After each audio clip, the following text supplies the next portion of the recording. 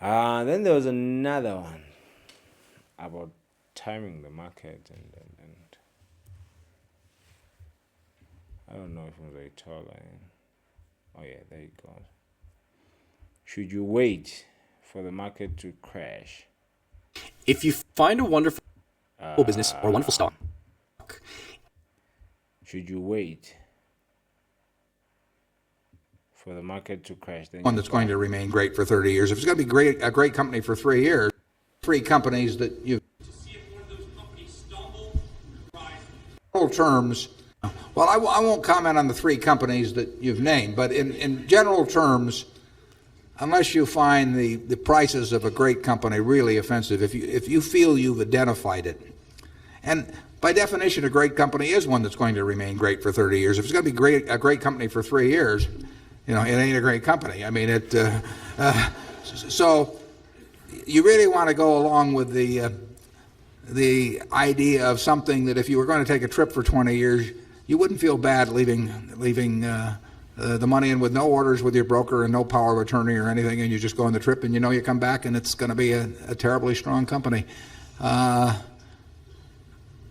I think it's better just to own them. I mean, we could attempt to buy and sell some of the things that we own that we think are fine businesses, but they're too hard to find. I mean, we found See's Candy in 1972, where we find Sears Candy. So there's a company called Sears Candy. That's one of 1972. That's when this guy bought. That's when they started investing in this company. I was born in I don't know. It's American stuff, bro. And here and there we get the opportunity to do something, but they're too hard to find. So to sit there and hope that you buy them in the throes of some panic, that you sort of take the attitude of a mortician, waiting for a flu epidemic or something. I mean, I'm not sure that will be a great technique. I mean, it may be great if you inherit it. Paul Getty inherited the money at the bottom.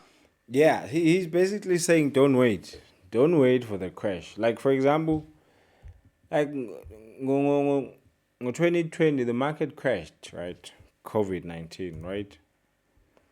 The market crashed, but then things like that, they are like black swan events. They are called black swan events. In there, like something that you never, like an act of God per se. Like outbreaks of diseases, 9/11, depending on who you ask, 9/11, things like that. You can't prepare for them, right? And you can't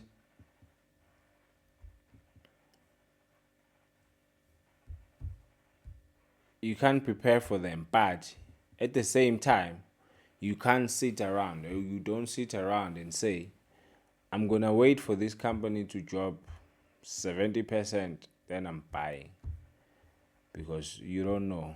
Like this happened. Like, look at this. In hindsight, no, this is 22. Let's go back to 2020.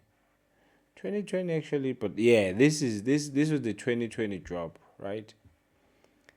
This is what happened in 2020.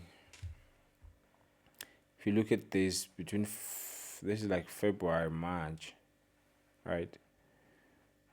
So this thing went from like 3.3 to 2.2.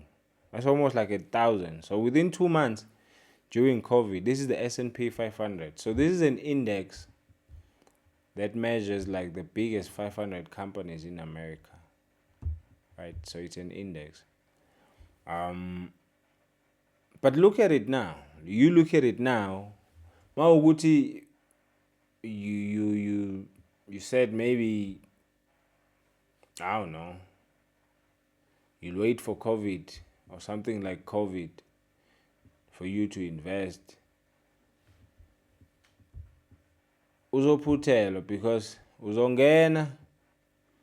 And then there's another sell-off. I mean, you look at this sell-off yango 2022. it's worse than 2020. So there's going to be a sell-off even when you have invested. Basically, my point is, even when you have invested, there's going to be a sell-off, and then the market is going to bounce back. Because let's say someone who just invested by the end of 2019, maybe by retire, they just bought something for living, like living annuity or whatever, right? Or they just started investing in 2019, and then the market crashes on them, right? Which is worse timing, right? They bought at the top at the time, like January 2020. Then the market crashed on them, almost half. It's like 33%. Yeah, it's like a third, right? So a third drops. But then you look at it now, that person is up, up. You check from like 3,200 back then, assuming you got at this top of 2019, which was the worst timing, right? You want to time the market and you didn't get the timing right. But now from then, like, this thing is touching 7,000 this week or next week. This week it's touching 7,000. S&P is going to touch 7,000. I think for the first time, not even I think, for the first time in history. And during 2020, it was what? 3,000 and something. So you can't time the market. You can't time the market. You're not a genius. Even geniuses have tried. Geniuses try every day. A lot of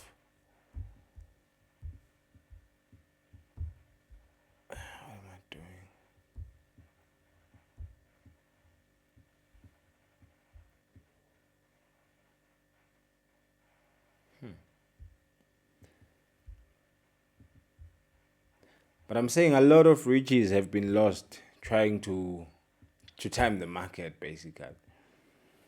A lot of money has been lost trying to time the market because the only thing you have is time. So just sit, buy, don't sell, and sit through it. Eventually, the market rebounds. It's gonna rebound, and then you will be made whole again. So you can't time the market. You have time in the market. You invest within your competency, things that you understand, things that make sense to you, right? Yeah, that's that.